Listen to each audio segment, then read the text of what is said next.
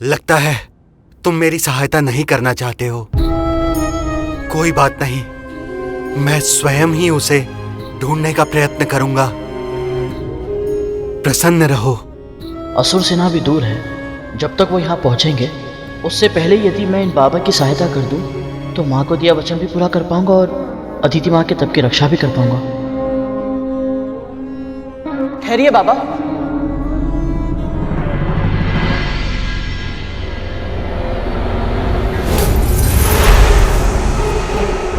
आप मेरी पीठ पर बैठ जाइए। यदि हम दोनों मिलकर ढूंढेंगे तो वो बारासिंगा शीघ्र ही मिल जाएगा। मैं तो सोच रहा था इसके यहाँ से जाते ही रेखा पार कर जाऊंगा, पर इसने तो फंसा दिया।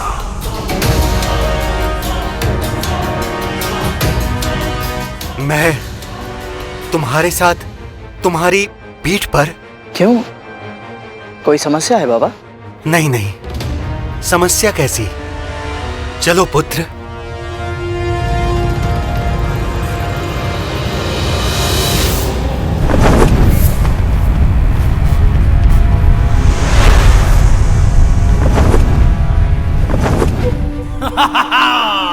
उत्तम राहु, उत्तम।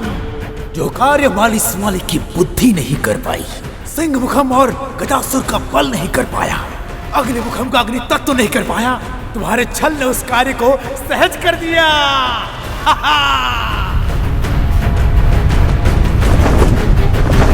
वो रहा बारासिंगा, उधर भागा जा रहा है। गहन वृक्षों के बीच में तीव्र गति से उड़ो पुत्र। असुरो, यही अवसर है, जाओ अपना लक्ष्य प्राप्त करो, शीघ्र आगे बढ़ाओ। वो रहा।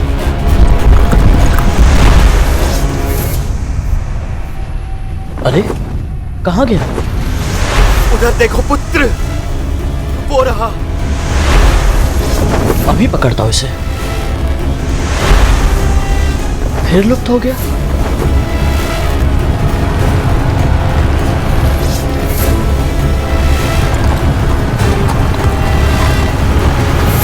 गति बढ़ाओ असुरो, विजय हमारी ही होगी।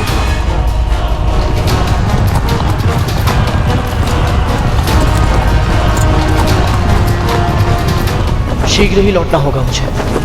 असुर कहीं अदिति माँ तक ना पहुंच जाए। ये मूर्ख पक्षी मेरे जाल में फंस गया। अब इसे तब तक भटकाऊंगा जब तक असुर सेनापति वज्रांग देव माता तक पहुंच नहीं जाते। वो रहा बारासिंगा, दूर भागा जा रहा है। गति बढ़ाओ पुत्र, तीव्र और तीव्र।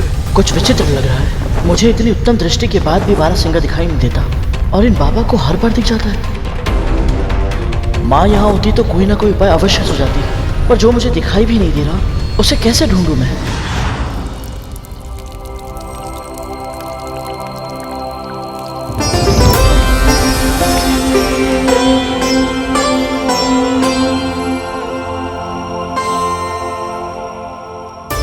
जानता है सूर्य की पूजा प्रतिदिन क्यों करते हैं? क्योंकि ये प्रत्यक्ष देवता है। इनके बिना संसार का परिचालन असंभव है। हम सबके प्रत्येक कर्म का यदि कोई साक्षी है तो वो है केवल सूर्यदेव। इनकी दृष्टि से छिप पाना किसी के लिए भी संभव नहीं है। मुझे मार्ग मिल गया माँ।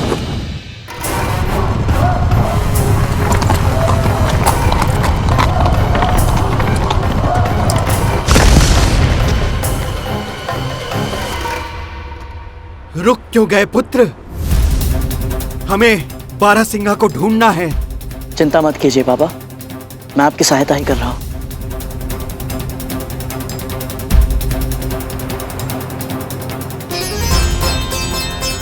हे सूर्यदेव, मैं विंता पुत्र गरुड़ आपकी आराधना करता हूं।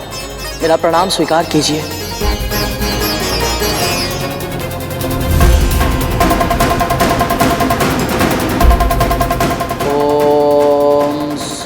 देवाय नमः। सूर्य का आह्वान क्यों कर रहा है ये? देवाय नमः। ओम सूर्यदेवाय नमः। ओम सूर्यदेवाय नमः। ओम सूर्यदेवाय नमः। ओम सूर्यदेवाय नमः।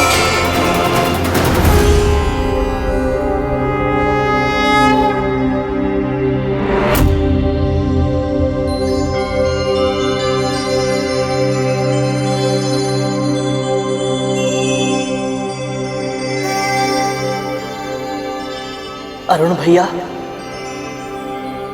अपने छोटे भाई का प्रणाम स्वीकार कीजिए।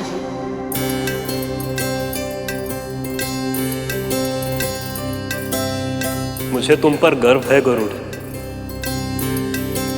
मां को दास्ता के श्राप से मुक्त करवाने के लिए हर संभव प्रयत्न कर रहे हो तुम। हमारे मार्ग में तरह तरह की बाधाएं आएंगी, किंतु अंत में तुम सफल होगे। ये मेरा दृढ़ विश्वास है तुम पर। भैया, आप मेरी प्रेरणा है। शेषनाग भैया से मैंने आपकी कथा सुनी। अर्धविकसित स्वरूप को भी आपने अपनी दुर्बलता नहीं बनने दिया,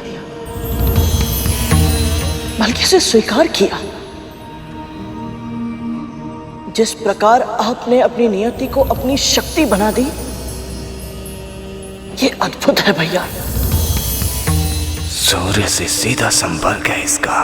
कहीं ऐसा ना हो कि हे सूर्यदेव, आपके आशीर्वाद की कामना से मैंने आपका आह्वान किया। कृपया आप बारासिंगा को ढूंढने के लिए मेरी सहायता कीजिए, ताकि मैं ब्राह्मण बाबा को उनकी अरणी देकर अदिति माँ के तप स्थल की रक्षा करने के लिए वापस लौट जाऊं। तुम सद्गुणी हो गरुड़। प्रत्येक प्राणी में अच्छाई ढूंढना चाहते हो, इसीलिए दुष्ट तुम्हें छल पाते हैं। मैं समझा नहीं। जिसका तुम पीछा कर रहे थे वो बारासिंघा वास्तविक रूप में है ही नहीं,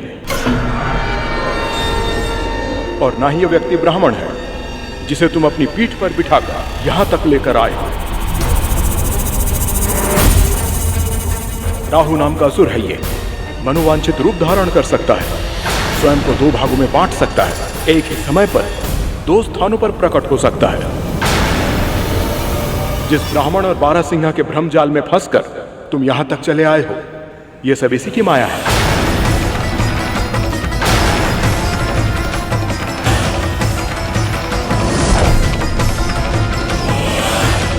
हाँ, असुर हूं मैं और छल विद्या है मेरी, किंतु मेरा भेद बताकर तूने बहुत बड़ा अपराध किया है सूर्य।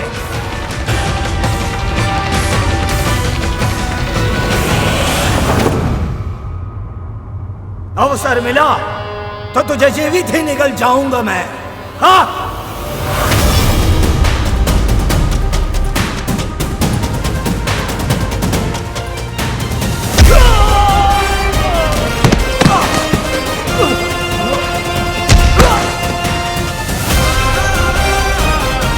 तू मेरे सामने ब्राह्मण का रूप लेकर आया था, इसलिए तुझे मैं छोड़ रहा हूं, किंतु दंड अवश्य मिलेगा तुझे। जिस प्रकार तूने स्वयं को दो भागों में बांटकर मेरे साथ छल किया है, यदि फिर किसी के साथ ऐसा छल किया तो तू सदैव के लिए दो भागों में बंट जाएगा, और फिर तेरे दोनों भाग कभी एक साथ नहीं हो पाएंगे। ये मेरा श्राप है।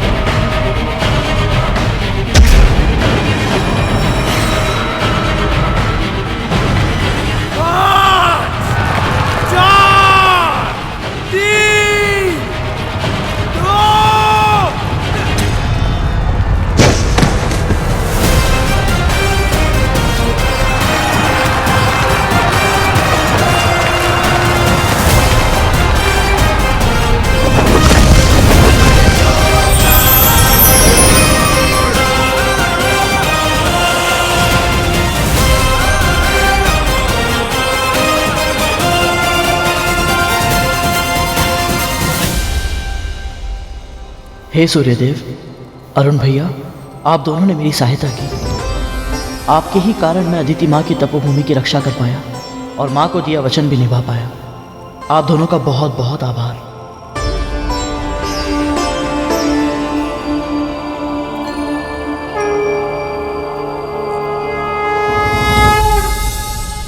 ऐसी कौन सी अदृश्य शक्ति है इस पक्षी के पास जिसके कारण हमारा प्रत्येक प्रहार विफल हो रहा है?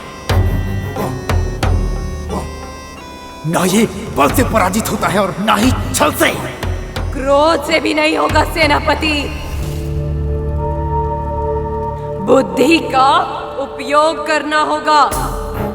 यदि इसके पास अदृश्य शक्ति है तो उसकी काट के लिए हमें भी अपनी अदृश्य शक्ति का प्रयोग करना होगा। ऐसी कौन सी शक्ति है हमारे पास? मां पाताल भैरवी।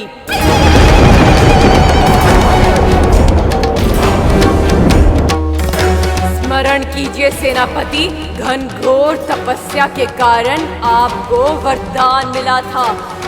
जब भी आपको आवश्यकता होगी, देवी माँ आपकी सहायता के लिए अवश्य आएंगी। उत्तम सिंहिका, सही समय पर सही उपाय सुझाया है तुमने।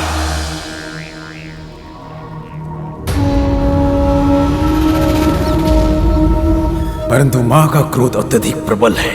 यदि हमने एक पक्षी का वध करने के लिए माँ का आह्वान किया और उन्हें उचित नहीं लगा तो उचित अनुचित के लिए अब विलंब हो चुका है सेनापति। पहले ही हमारी माता अदिति चिंतित हैं। यदि देव माता की तपस्या भंग करने का अपना वचन हम पूरा नहीं कर पाए तो कितनी निराश होंगी वो, कितना दुख पहुंचेगा उन्हें। सही कहा तुमने, असुर है हम। उचित अनुचित वाद विवाद व्यर्थ है। हमें किसी भी प्रकार अपने मनोवांछित लक्ष्य को प्राप्त करना है। यही हमारी रीति है और नीति।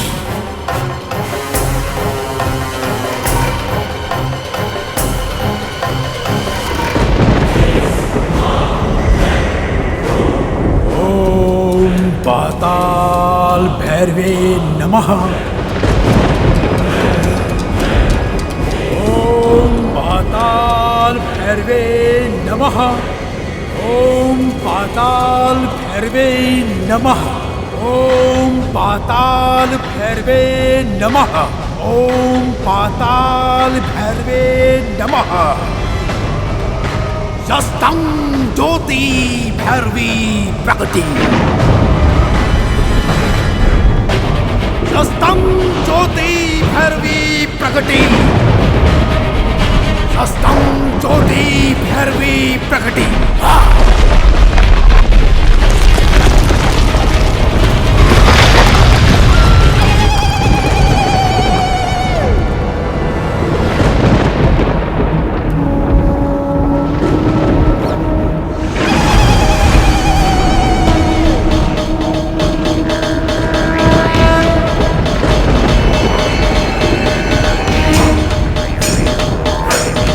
प्रणाम स्वीकार करें माता।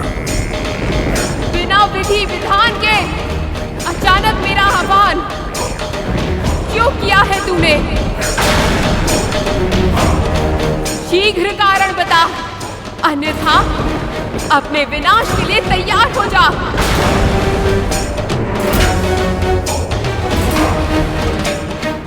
आप हम असुरों की इष्ट देवी है माता, और आपने जो वरदान मुझे दिया था, आप उस वरदान से बंधी भी है।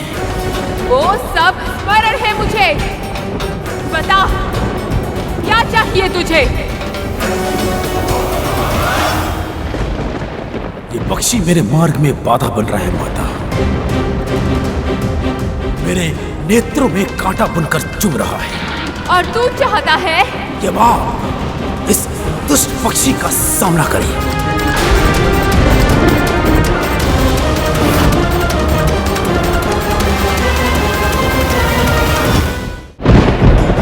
उस पक्षी ने कोई अपराध नहीं किया, फिर भी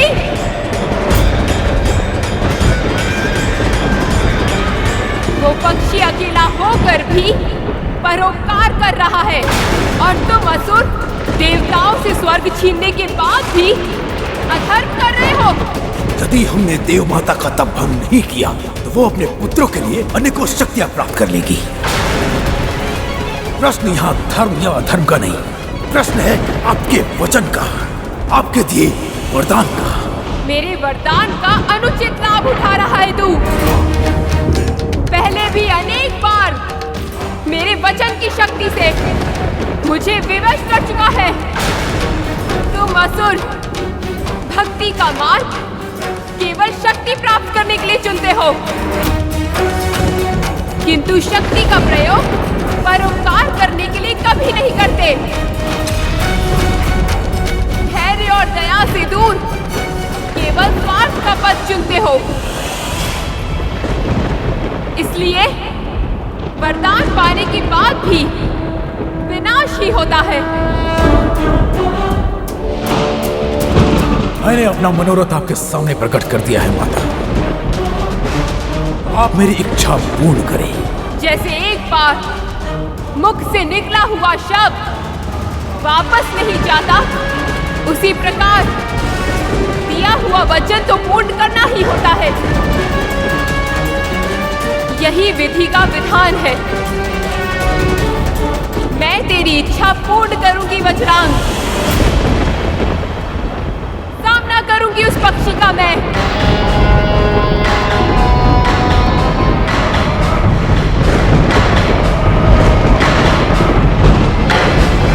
तुम्हारा सुझाया उपाय अवश्य कार्य करेगा सैनिका। जब स्वयं पाताल भैरवी उसका सामना करेगी, अब उस दुष्ट की मृत्यु निश्चित है।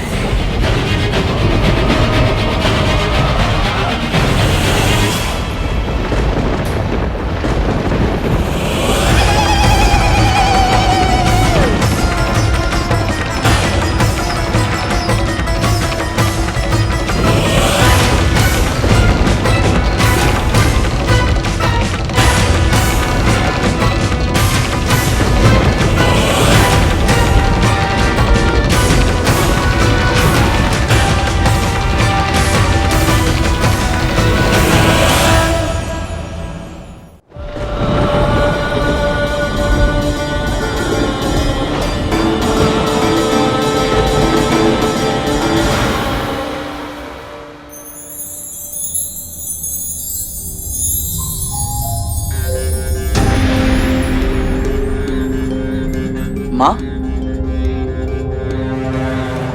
देवी माँ का रूप इतना रौद्र क्यों है? क्या वो बहुत क्रोध वाली है?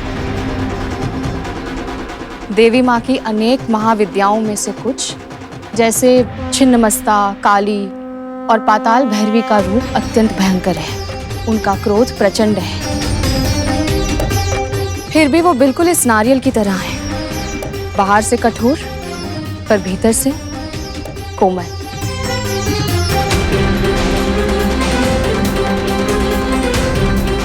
स्वभाव से मृदु और ममता में अनंत।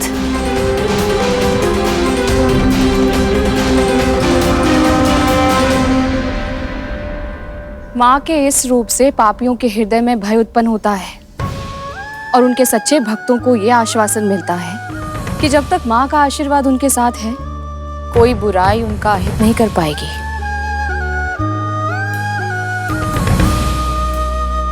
किंतु माँ, देवी माँ ने भगवान शिव के ऊपर पांव क्यों रखा है?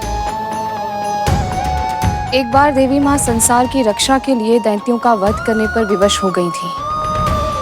अनगिनत दुष्टों का संहार किया इन्होंने, पर तब तक इनका क्रोध विकराल रूप धारण कर चुका था। अपने आवेश पर इनका नियंत्रण नहीं रह गया था। ऐसा लगने लगा था जैसे इनकी अंतहीन शक्ति अब पूरे ब्रह्मांड का विनाश करके ही रहेगी। ऐसे में शिव शंकर जगत कल्याण के लिए देवी माँ के मार्ग में भूमि पर लेट गए और शीघ्र ही महाकाली ने अनजाने में चरण अपने आराध्या के ऊपर रख दी है। और जब देवी माँ को यह अनुभव हुआ कि इन्होंने क्या कर दिया है, तो ये ग्लानि से भर उठी, रक्त से सनी इनकी जीवा मुंह से बाहर निकल आई और इनका क्रोध पूरी तरह शांत हो गया। अद्भुत है देवी माँ, अद्भुत है इनका क्रोध, इनका प्रेम।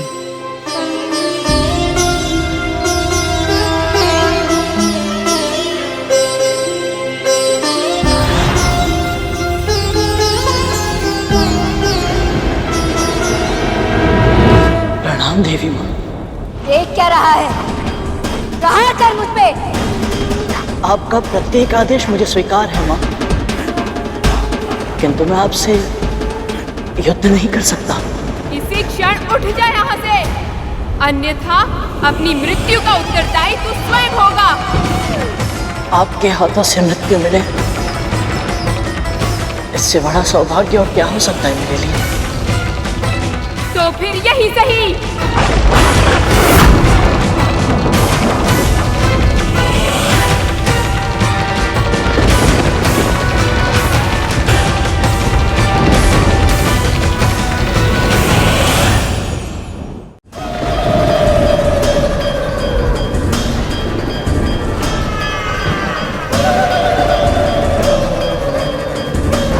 प्रणाम देवी माँ। देख क्या रहा है पक्षी, युद्ध कर मुझसे। आपका प्रत्येक आदेश मुझे स्वीकार है माँ, किंतु मैं आपसे युद्ध नहीं कर सकता। तो अपनी पराजय स्वीकार कर और चला जा यहाँ से। मुझे क्षमा कीजिए माँ, किंतु मैं वो भी नहीं कर सकता। मैंने अपनी माँ को वचन दिया है। याद है मुझे, इसीलिए कह रही हूँ, अपनी हट छोड़ दे। तेरी माँ तेरी प्रतीक्षा कर रही है। अपनी माँ को बिना बताए इतनी दूर चला आया है। जानता है कितनी चिंतित होगी तेरे बिना। जानता हूँ माँ, किंतु आप भी तो मेरी चिंता का कारण जानती है। मैं अपनी माँ को दासी के रूप में और नहीं देख सकता। और मेरे सामने हट कर सकता है? यदि इसी समय तू यहाँ से नहीं गया तो तुझे मेरा दंड सहना होगा। मुझे स्वीकार है माँ। तू मारा जाएगा गरुड़।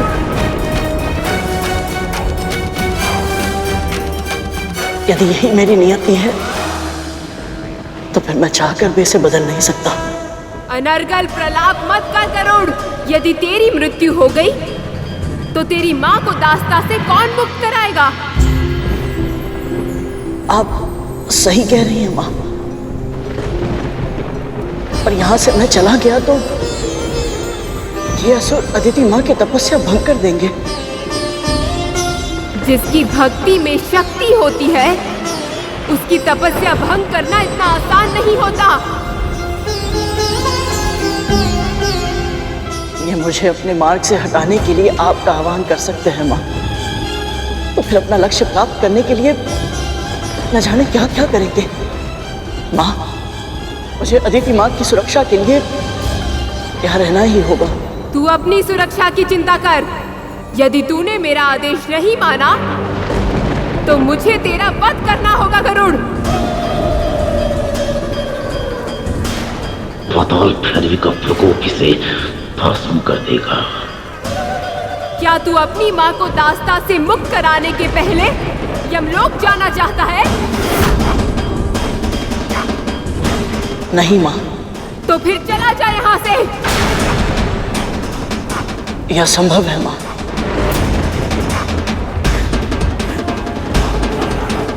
पहले प्रत्येक बात पर माँ माँ कर रहा था, अब ना ना कर रहा है। पाताल भैरवी इससे इतनी बातें क्यों कर रही है? इसका वध करके अपना कार्य समाप्त क्यों नहीं कर रही? मैं तुझे अंतिम चेतावनी दे रही हूँ गरुड़। इसी क्षण उठ जा यहाँ से, अन्यथा अपनी मृत्यु का उत्तरदायी तू स्वयं होगा। आपके हाथों से मृत्यु मिले, इससे बड़ा सौभाग्य और क्या हो सकता है मेरे लिए। तो फिर यही सही। माँ ने बताया था, माँ भैरवी के मन में शिवजी के लिए अपार सम्मान है। यदि मैं उनकी आराधना करूं तो संभव है मैं माँ भैरवी के प्रकोप को शांत कर पाऊं। मेरे प्राण आपके ही है माँ, पर क्या? मेरा वध करने से पूर्व क्या आप मेरी अंतिम इच्छा पूरी करेंगी? बता, क्या है तेरी अंतिम इच्छा? मैं अपनी मृत्यु से पहले पूजा करना चाहता हूँ माँ, भगवान शिव की।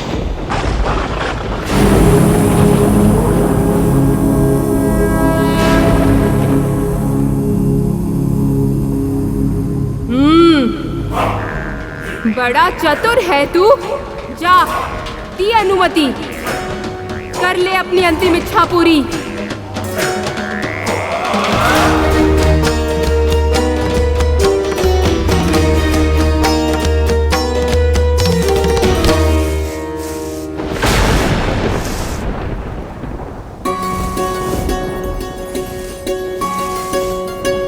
मिट्टी की व्यवस्था तो हो गई, अब बस इसे शुद्ध करने के लिए कंकड़ पत्थर निकाल देता हूँ।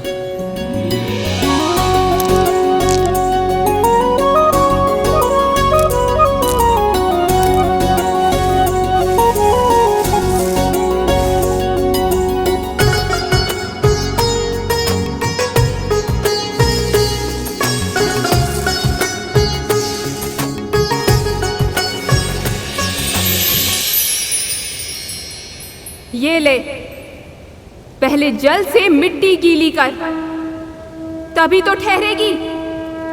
मूर्ख कहीं का।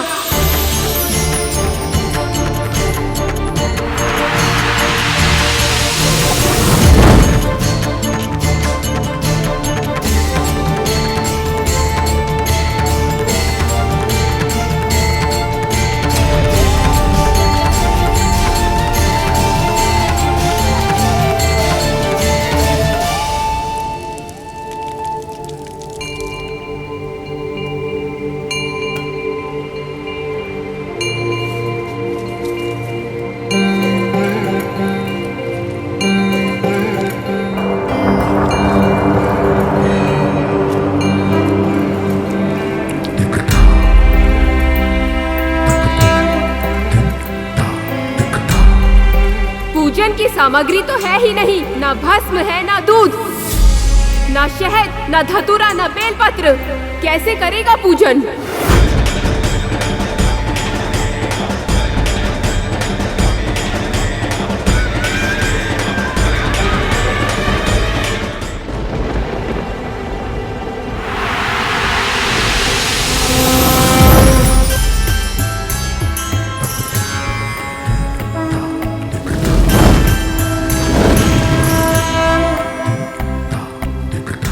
देख क्या रहा है? पहले शहद को दूध में मिलाकर शिवलिंग को स्नान करा। ये पाताल भैरवी से इतनी बातें क्यों कर रही है?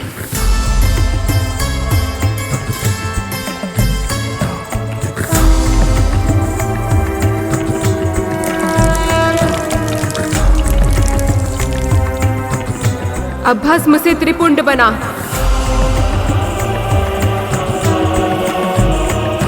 और अर्पित कर।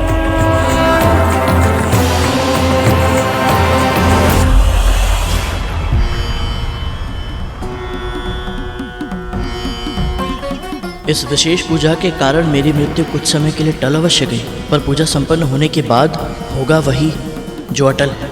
माँ मेरा वध कर देंगी। निश्चित ही मैंने पिछले जन्म में कुछ पुण्य अर्जित किए होंगे, जो मृत्यु से पूर्व मैं भगवान शिव की पूजा जैसा शुभ काम कर पा रहा हूँ। और तो और माँ पाताल भैरवी स्वयं मेरी पूजा विधि विधान से संपन्न करवा रही है।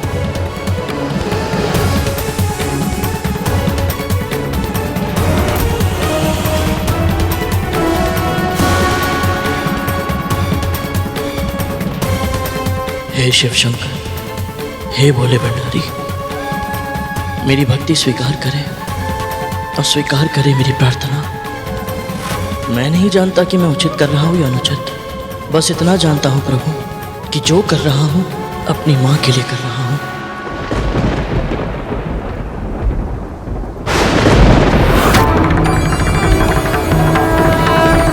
ये जीवन मेरी माँ को समर्पित है। यदि उनके संस्कारों की रक्षा करते हुए मेरे प्राण भी चले जाए तो मुझे बिल्कुल भी दुख नहीं होगा। पर वो समय आज नहीं आया है प्रभु। अपनी माँ को दास्ता से मुक्त कराने से पहले मैं मरना नहीं चाहता। मेरी सहायता कीजिए प्रभु, रक्षा कीजिए। ओम नमः शिवाय, ओम नमः शिवाय। शत्रु का दमन करने भेजा था मैंने पाताल भैरवी को, वो तो स्वयं उसके साथ अलती पाती मारकर बैठ गई। ओम नमः शिवाय। इतना भी नहीं समझती कि जो अब तक माँ की रट लगाए हुए था, वो अपने प्राणों की रक्षा करने के लिए शिव भक्त होने का ढोंग रच रहा है। अब ऐसा प्रतीत होता है कि मुझे स्वयं जाना होगा। चलो। रुकिए सेनापति, ऐसा कुछ मत कीजिए जिससे उन्हें क्रोध आ जाए। सिंह का सही कह रही है सेनापति। पाताल भैरवी से वरदान मांगने का सुझाव माँ दिति ने ही दिया था।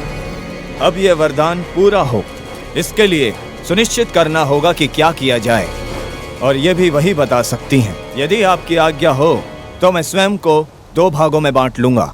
मेरा एक भाग माँ दिति के पास मार्गदर्शन के लिए चला जाएगा और दूसरा भाग यहीं रहेगा, ताकि मैं यहाँ भी सूचना प्राप्त करता रहूं। उचित कहा राहुल,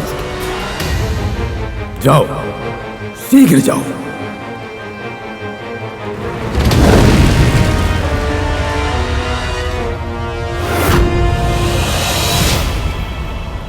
ओम नमः शिवाय, ओम नमः शिवाय। सावधान! सर्वशक्तिमान, महाज्ञानी, जगत पिता महर्षि कश्यप की प्रिया, असुर वंश की जननी, महारानी दिति पधार रही है।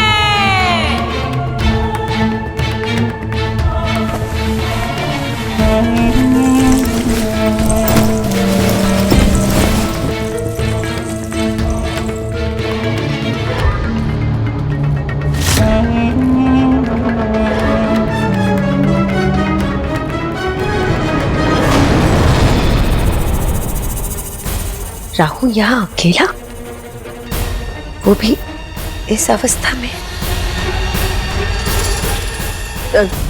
तुम सब जाओ यहाँ से।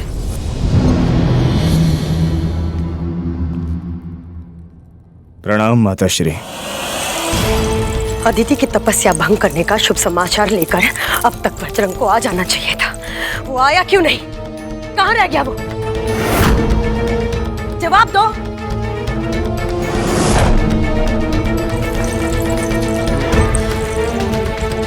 क्या हुआ पुत्र? तुम्हारे चेहरे का रंग क्यों उड़ा हुआ है? देव माता की तपस्या तो कब की भंग हो जाती माँ, पर क्या? एक पक्षी है जो हमारे प्रयासों पर पानी फेर रहा है माँ। पक्षी? नाम क्या है उसका? माँ विंता का दूसरा पुत्र गरुड़।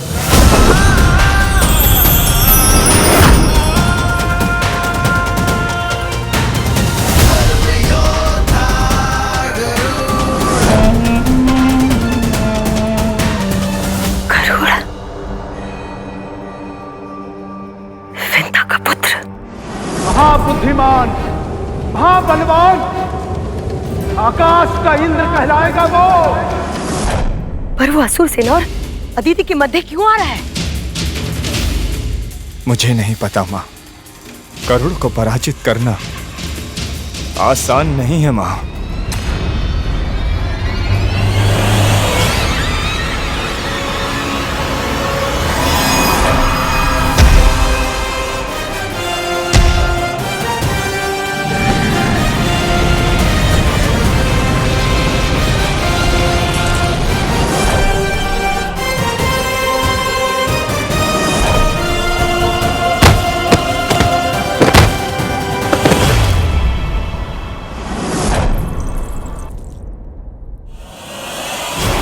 एक काम करो, अपने दूसरे भाग से संपर्क स्थापित करो और पता करो कि वहां पे क्या हो रहा है। मुझे बताओ, शीघ्र करो। जो आज्ञा माता।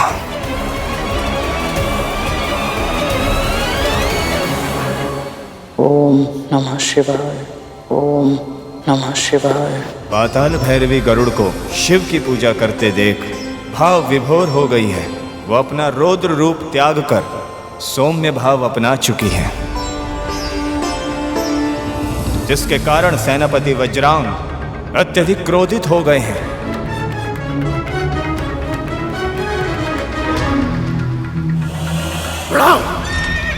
और सिंगिका के सुझाव के विपरीत अपना रथ लेकर उन दोनों की ओर बढ़ रहे हैं।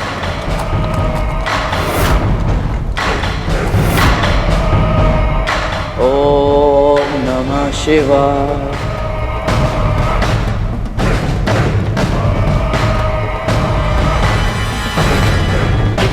ये क्या कर रही है देवी? शत्रु के नेत्र बंद है। अपनी तलवार को प्रकट करके उस पर प्रहार कीजिए। उसकी अंतिम इच्छा पूर्ण होने से पहले मैं उसे नहीं मार सकती वज्रांग।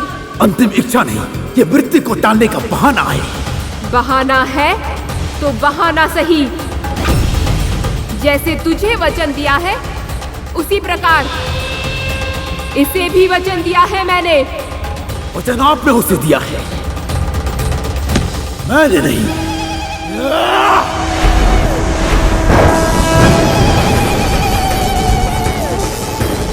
असुरों की इष्ट देवी हूँ,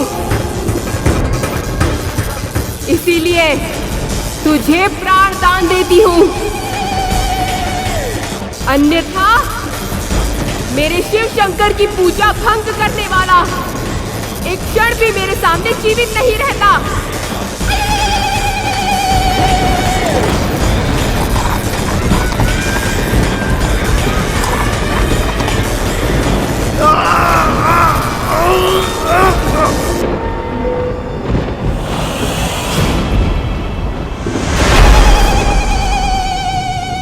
बस बस, और नहीं सुन सकती मैं। माँ, उस पक्षी ने पाताल भैरवी के हृदय को भी जीत लिया है। हम असुर कैसे जीतेंगे उससे माँ? दुर्बलता, हमें उसकी दुर्बलता जाननी होगी और उसके लिए मुझे कद्रू के पास जाना होगा। कद्रू कोई ना कोई उपाय जरूर बताएगी, क्योंकि कद्रू विंता और उसके पुत्र से घृणा करती है। पर हमारे पास समय नहीं है, हमें जो भी करना होगा शीघ्र करना होगा। ओम नमः शिवाय। ओम नमः शिवाय।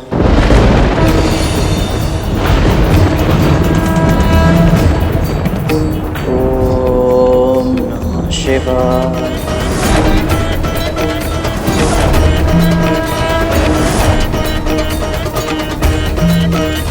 ओम नमः शिवाय।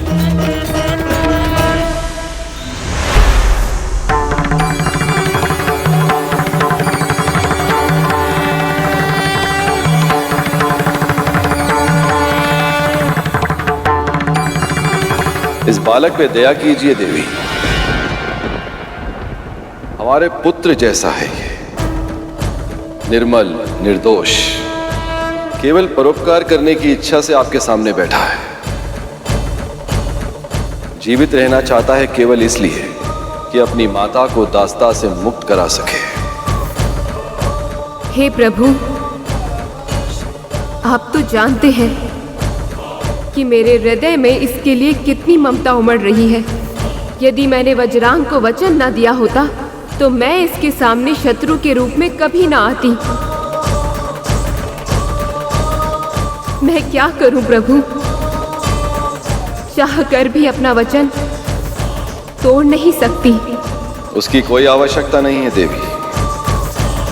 आपने वचन दिया था कि आप गरुड़ का सामना करेंगे, वो आपने संपूर्णता से पूर्ण किया। भक्त की भक्ति के आगे तो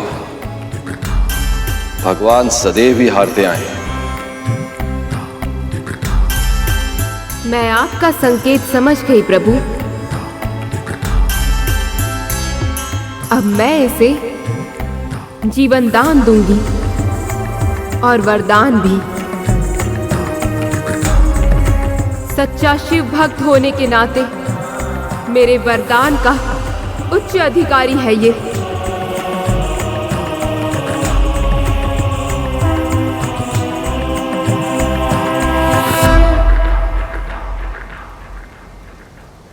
ओम नमः शिवाय।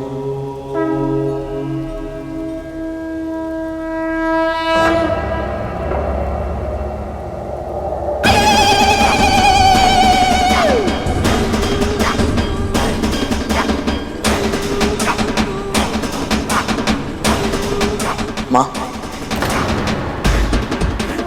मेरी पूजा समाप्त हुई। अब आप मेरे प्राण ले लीजिए।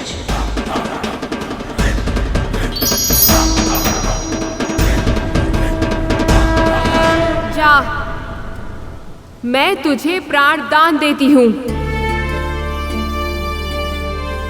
और तुझे वरदान देती हूँ कि समय आने पर शिव शंकर तुझे अवश्य दर्शन देंगे और इस पूजा के फल स्वरूप तुझे मनोवांछित वरदान भी देंगे। मेरी तो केवल एक ही इच्छा है माँ, कि मैं अपने जन्म की और अपने माँ की दासत्व की कथा जान पाऊं और अपनी माँ को बड़ी माँ की दास्ता से मुक्त करा पाऊं। बस इसीलिए मैं अदिति माँ की तपस्या पूरी होने तक प्रतीक्षा करने यहाँ आया था। तेरी प्रतीक्षा शीघ्र समाप्त होगी गरुड़, और जिस कथा को जानने के लिए तू इतना व्याकुल है उसका भेद शीघ्र तेरे सामने खुलेगा।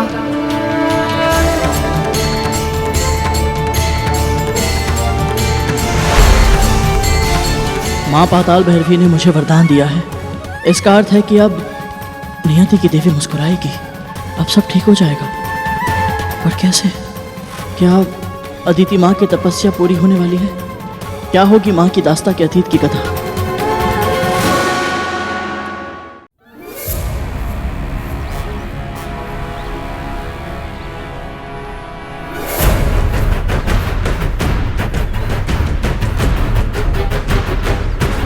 कालिया भैया,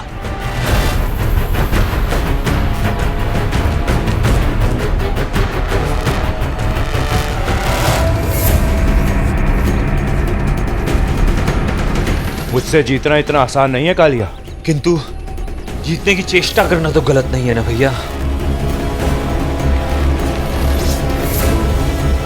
शाबाश मेरे पुत्रों, शाबाश। कालिया, इस संसार में कुछ भी असंभव नहीं है। तक्षक, स्मरण रखना, सम्मान विजेता का होता है, पराजित का नहीं।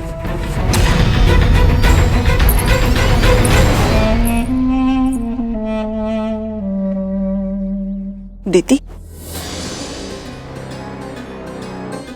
तक्षक, कालिया, बहुत हुआ खेल, थक गए होगे, जाओ जाके भोजन कर लो।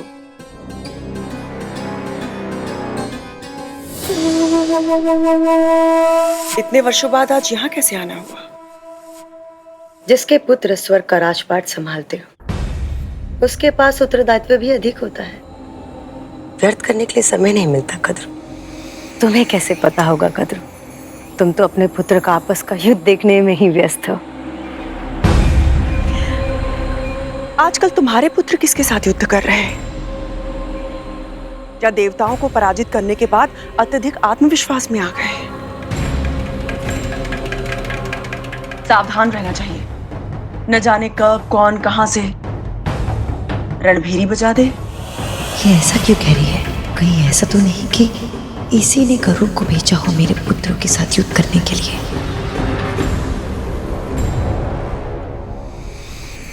तुम मेरे पुत्रों की चिंता मत करो कद्रू। वैसे विंता कहाँ है? विंता दिखाई नहीं दे। और उसका वो पुत्र जिसने इतने वर्ष लगा दिए संसार में आने में, जिसे वाल्खिल्य जैसे महान ऋषि ने आकाश का इंद्र बनने का वरदान दिया था, वो पुत्र मैं उससे मिलना चाहती हूँ। कहाँ है वो? यहाँ नहीं है। तो फिर कहाँ है? मैं नहीं जानती, उसकी माँ को भी नहीं पता कि वो कहाँ है। पर मुझे पता है कि वो कहाँ है।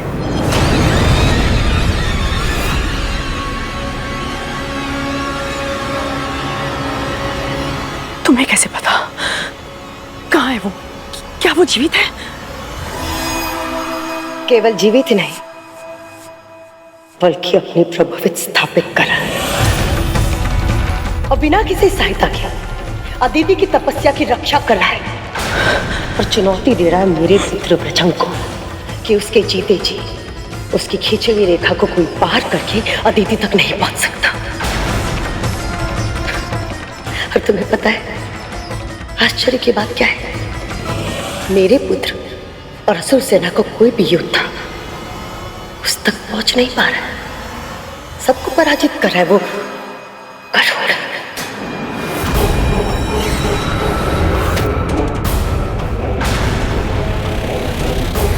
क्या लगता था तुम्हें कद्र?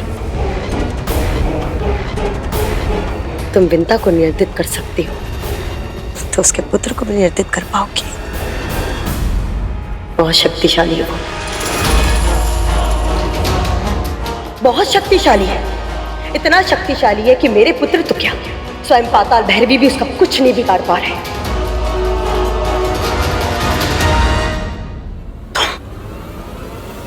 तुम सत्य कह रही हो, परंतु ये कैसे संभव है? यदि वो इतना अधिक शक्तिशाली है तो अपनी माँ और अपने भाई का प्रतिशोध लेगा।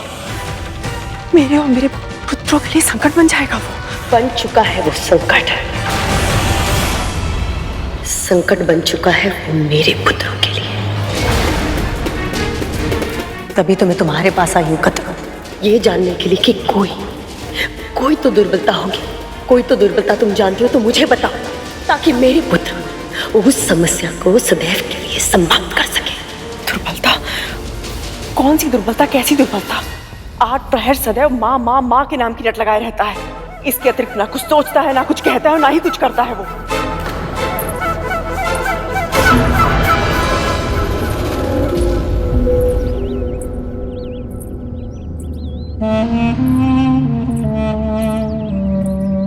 समझ गई।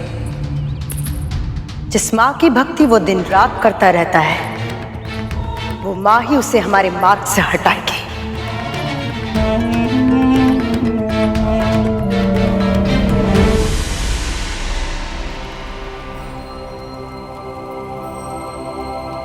गरुड़,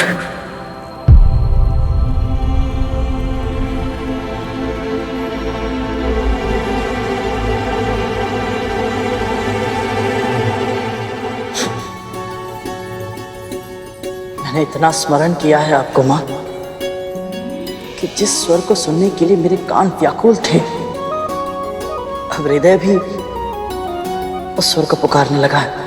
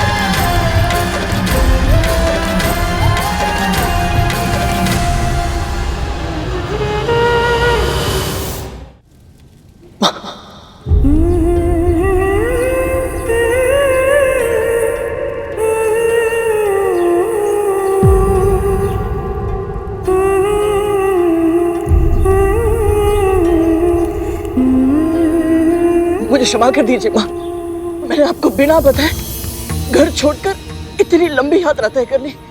माँ, मैंने आपको बहुत कष्ट दिया है ना, मुझे क्षमा कर दीजिए। किंतु माँ, एक क्षण भी ऐसा नहीं बीता जहाँ मुझे आपकी पीड़ा अनुभव ना हुई हो। जब जब आप मुझे चिंतित होकर पुकारती थी ना माँ, आपका स्वर मेरा कलेजा, मेरा हृदय चीर देता था माँ। बस उस पल ऐसा लगता था अभी उड़कर आपके पास आ जाओ। आपकी डांट खाऊं, आपका स्नेह पाऊं, पर मैं चाहकर भी वापस नहीं आ सकता था माँ। मुझे ज्ञात है माँ, आप नहीं चाहती कि मुझे अतीत का सत्य पता चले। मुझे ज्ञात है आपने मुझसे कहा था कि आप दासी होने की इस नियति को स्वीकार कर चुकी, पर माँ आपका गरुड़, आपका पुत्र आपकी इस विवशता को स्वीकार नहीं कर सकता माँ। इसीलिए मुझे जानना है कि आप बड़ी माँ की दासी कब, कैसे और क्यों बनी। इसलिए अपने प्रश्नों के उत्तर ढूंढने के लिए मुझे आपसे दूर होना पड़ा माँ। और ऐसा करके मैंने कोई अच्छा काम नहीं किया, आपको बहुत दुख पहुंचाया है। मुझे क्षमा कर दीजिए ना माँ।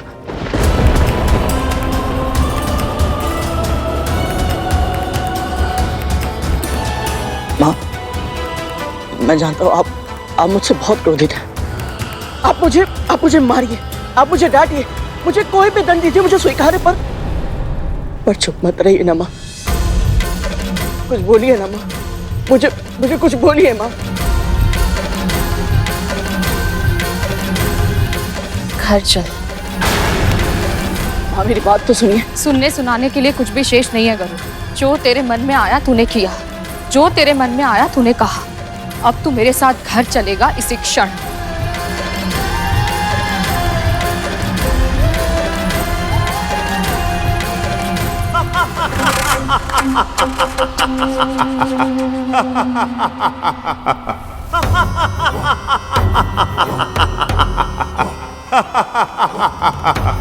जिस माँ का नाम ले लेकर इस गरुड़ ने हम सबको संकट में डाल दिया था,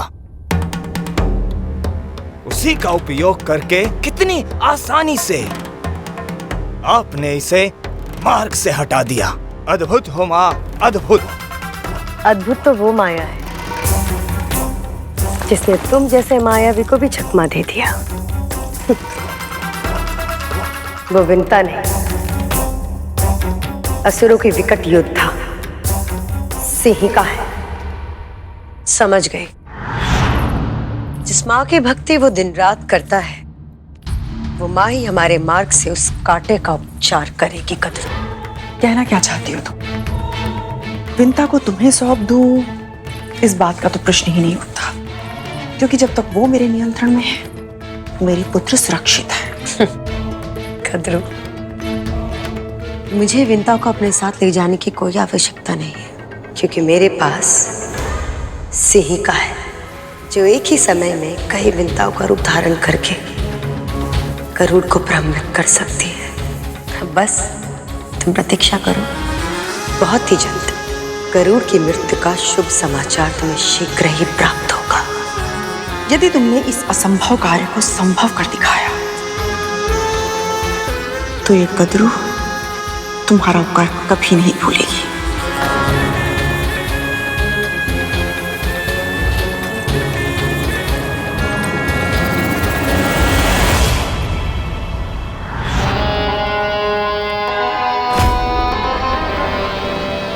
सिंहिका।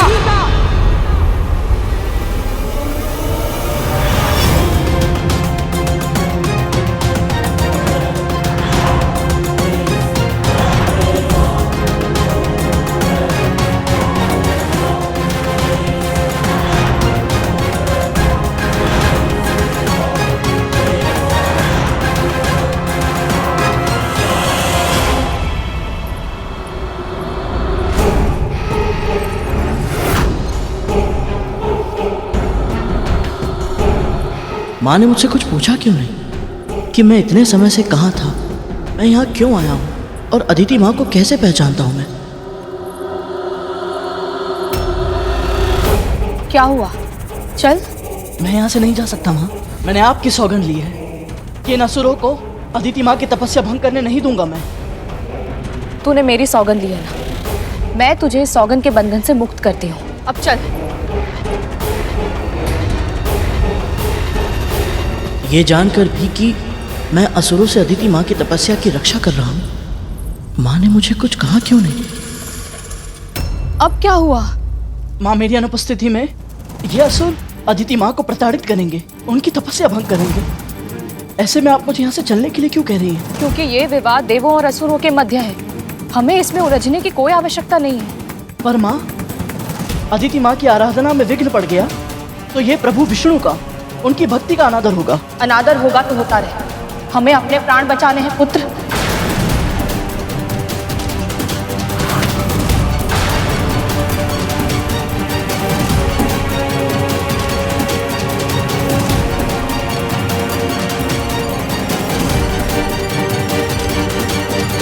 मेरे कहने का अर्थ ये है कि मुझे सबसे अधिक परवाह तेरी है।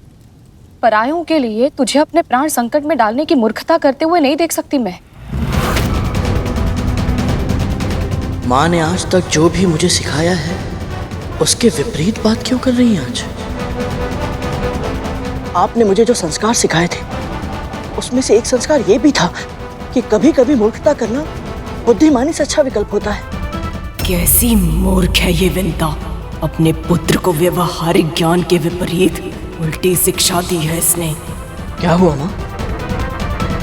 आप कभी किसी परिस्थिति में व्याकुल नहीं होती, ना आपका मन भटकता है ना मस्तिष्क विचलित होता है, तो फिर आज आप इतनी घबराई हुई क्यों हैं? कुछ करना होगा मुझे, नहीं तो मेरा सत्य ज्ञात करने में इसे अधिक समय नहीं लगेगा। बस कर अब, कितने प्रश्न पूछेगा? ज्ञात नहीं है माँ को प्रश्न नहीं करते हैं। माँ जो कहे बस चुपचाप उसका पालन किया जाता है। और माँ ये कह रही है चल यहाँ से।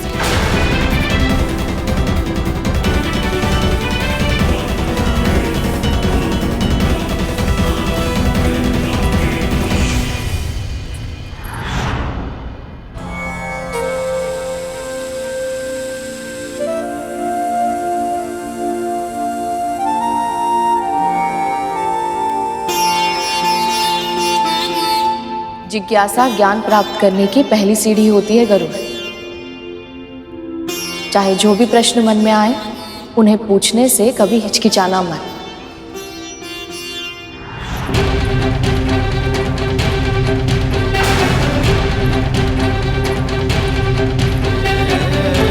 आज तक माँ ने मुझे जो शिक्षा दी है उसके विपरीत आज बिल्कुल नई शिक्षा दे रही है, पर क्यों?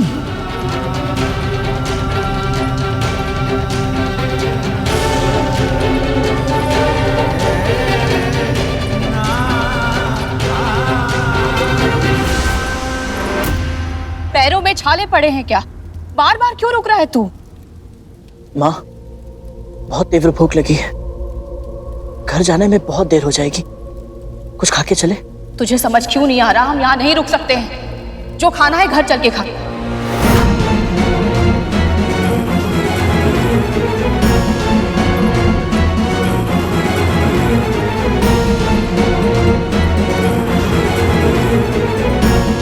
माँ, माँ उठिए ना, माँ जल्दी उठिए, जल्दी उठिए। क्या हुआ? माँ बहुत जोर से भूख लगी है, कुछ बनाइए ना। अभी बनाती हूँ, ऐसा स्वादिष्ट भोजन खिलाऊंगी देखते ही देखते सारा चट कर जाएगा तू।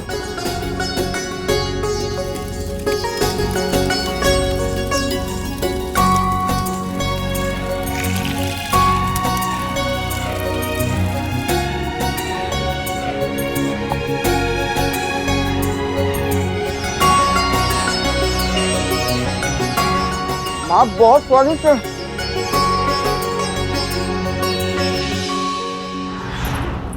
माँ, क्या आप मुझसे इतनी क्रोधित हैं कि मैं भूखा हूं ये जानकर भी आप पर कोई प्रभाव नहीं पड़ा? इतनी शीघ्र फिर से भूख कैसे लग सकती है तुझे? अभी अभी तो तूने गजासुर और सिंहमुखम को खाया था। आपको कैसे पता चला ये? आप तो अभी अभी यहाँ आई हैं माँ, तो ये बात आपको कैसे पता चली?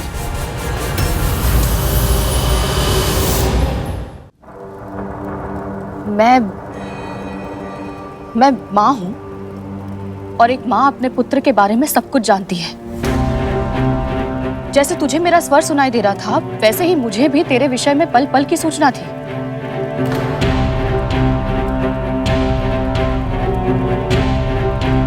तो माँ, क्या आप ये सब जानती हैं कि मैंने 7 लोगों की यात्रा की, वैकुंठ पहुंचा, अरुण भैया से मिला, शेषनाग भैया से मिला। ये सब? हाँ, सब ज्ञात है मुझे, पर इससे क्या अंतर पड़ता है? आवश्यक ये है कि हम शीघ्र ही यहाँ से चले जाएं। अब विलंब मत कर, तो चल यहाँ से।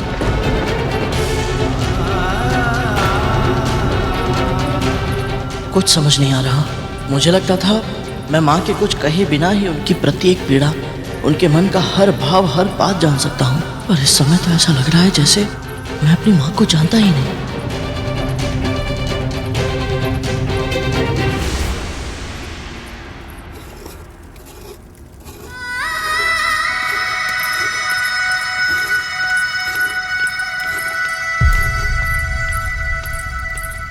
आज मैं बहुत प्रसन्न हूँ, बहुत बहुत प्रसन्न। कोई विशेष कारण है महारानी? बस इतना समझ ले कि एक बहुत बड़ी चिंता थी जो आज समाप्त होने वाली है। दिन रात वो चिंता व्यग्र कर रही थी मुझे, किंतु अब मैं सुख की नींद सोऊंगी। आपको गरुड़ की कोई सूचना मिली है? कैसा है मेरा पुत्र, कहाँ है वो? समस्त संसार की धुरी तेरा पुत्र ही तो है, उसके अलावा तो इस संसार में कुछ है ही नहीं। पर महारानी, एक ही रट बार बार सुन के मेरे कान पिघलने लगे हैं विंता। बस कर। और हाँ, नारियल के लड्डू के साथ कुछ पेड़े भी बना लेना, जिस शुभ सूचना की प्रतीक्षा में कर रही हूँ। बस एक बार आ जाए वो, सबको लड्डू और पेड़े बांटूंगी मैं। तू भी खा लेना।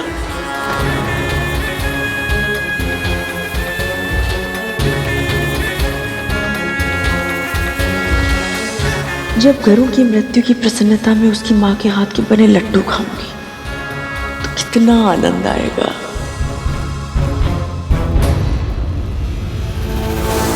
इन्हें इतना प्रसन्न देखकर न जाने क्यों मुझे अजीब सा संदेह हो रहा है। नहीं, कुछ अनुचित नहीं सोचना चाहिए मुझे।